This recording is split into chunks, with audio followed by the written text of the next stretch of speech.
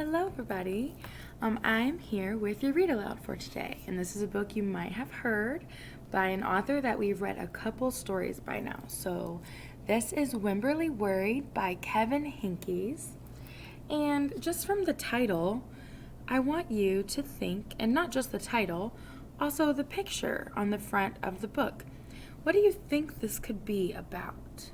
Remember, it's called Wemberly Worried. Have you ever been worried before?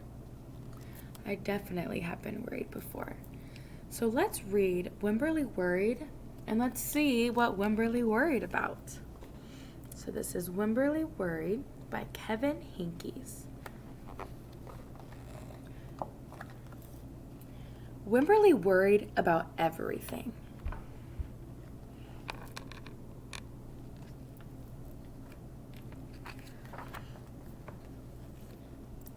Big things, little things, and things in between. So down here, she's saying, I wanted to make sure you're still here, and went to check on her parents. And then she said, Mama, what if I shrink? So she's afraid she'll shrink in the bathtub.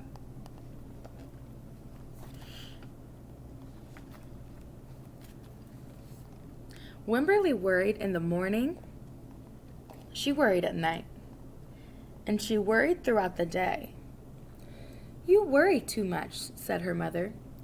When you worry, I worry, said her father. Worry, worry, worry, said her grandmother. Too much worry. I wonder why she's so worried. Grandpa's shirt says, go with the flow. So that's kind of the opposite of worrying, going with the flow. At home, Wemberly worried about the tree in the front yard. Her comment here is, what if it falls on our house? So she worries about the tree in the front yard and the crack in the living room wall and the noise the radiators made.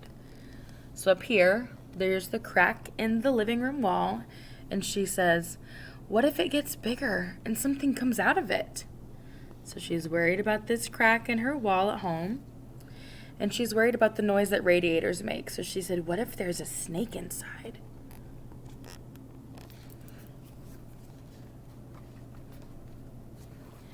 At the playground, Wemberly worried about the chains on the swings and the bolts on the slide and the bars on the jungle gym. Down here, she says, too rusty, too loose, and too high. And always, she worried about her doll, Petal. Shouldn't Petal have a car seat too? That's what she says up here. Petal's lost forever. I found her, sweetie. I'll wait for you, Petal. So Petal's in the washing machine or the dryer. And here is Wemberly saying, I'll wait for you. Don't worry, said her mother. Don't worry, said her father. But Wemberly worried. She worried and worried and worried. When Wemberly was especially worried, she rubbed Petal's ears. Remember, Petal is her little stuffed animal. Wemberly worried that if she didn't stop worrying, Petal would have no ears left at all. So she's saying, like, she's worrying so much she's going to rub her ears until there's none left. Poor Wemberly. On her birthday, Wemberly worried that no one would come to her party. See, her mother said, there was nothing to worry about. Look at all these people at her party. But then, Wemberly worried that there wouldn't be enough cake. So here, she says, I'm guessing it's her, this is the best present ever. Someone said, I wish I had my birthday today.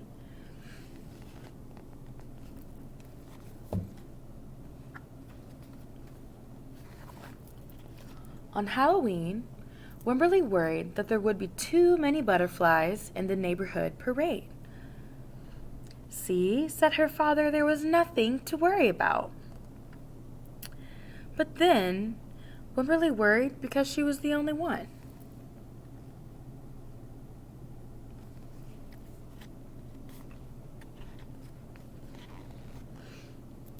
"You worry too much," said her mother. "When you worry, I worry," said her father. "Worry, worry, worry," said her grandmother. "Too much worry." Soon, Wemberly had a new worry: school. Wemberly worried about the start of school more than anything she had ever worried about before. So here is, I'm going to guess, her dad.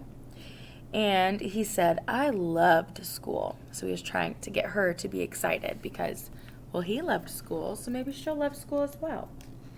And the sign on the door of the building says, "Opening soon," or starting soon. Kind of like us, right? We start on the 28th. By the time the first day arrived, Wemberly had a long list of worries. What if no one else has spots? What if no one else wears stripes? What if no one else brings a doll? What if the teacher is mean? What if the room smells bad? What if they make fun of my name? What if I can't find the bathroom? What if I hate the snack? What if I have to cry? So these are all things that are going through her head as she's thinking about starting school. So I understand. I relate to those. Those make sense. I would be worried about some of those things as well. "Don't worry," said her mother. "Don't worry," said her father. But Wemberly worried. She worried and worried and worried. Poor girl, her eyes are so big and you can just tell she's worrying. She worried all the way there. And then here's Grandpa back, and he says, "Have fun." And here they are. Here's Petal, here's Wemberly, Mom, and Dad. And they must be on their way to school. While Wemberly's parents talked to the teacher, Miss Peachum, Wemberly looked around the room. Then Miss Peachum said, "Wemberly, there is someone I think you should meet." Her name was Jewel. She was standing by herself. She was wearing stripes, and she was holding a doll. So here is Jewel, standing by herself, wearing stripes with her doll. Why do you think the teacher wanted Wemberly to meet Jewel? Just think about that. Why do you think the teacher felt like it was important to take Wemberly over to meet Jewel? Because remember, the teacher said, "I think there's someone that you should meet." So the teacher thinks that they should meet each other.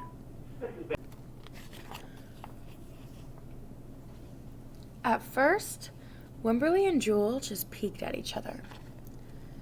"This is Petal," said Wemberly. "This is Niblet," said Jewel. So they're introducing their dolls to each other. Petal waved. Niblet waved back. "Hi," said Petal.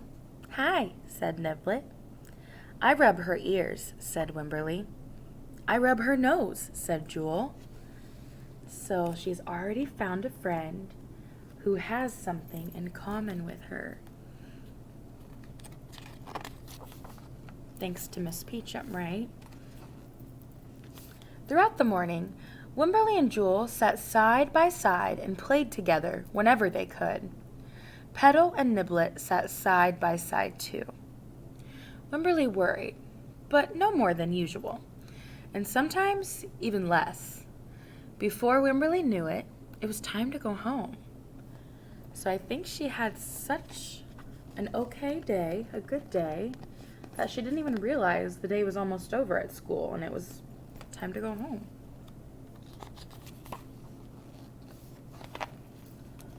"Come back tomorrow," called Miss Peachum as the students walked out the door. And look, we see a smile from Wemberly. Wemberly turned and smiled and waved. "I will," she said. "Don't worry." So I think she liked school. She said she'll be back. And that's the end. Look at this. She looks joyful, and that's one of the first times we've seen her look joyful in this story. So what can we tell about how Wemberly feels about school? Remember, at the beginning, she was so worried. She worried the whole way to school. She worried about if the room smells bad or what if she needs to cry. She worried about things that a lot of us also worry about. But her sweet teacher, Miss Peachum, noticed that Wemberly might get along really, really well with a girl named Jewel. So Mrs. Peachum kind of paired them up, and they became friends, and they realized they had a couple things in common. And that was enough to make Wemberly want to come back to school. So I hope that you enjoyed this cute little story by the author Kevin Hinkes, who also wrote Julius, Baby of the World, Chrysanthemum, Lily's Purple Plastic Purse. He writes tons of stories, and they all have characters that look like this. So this was your read aloud for today, everybody.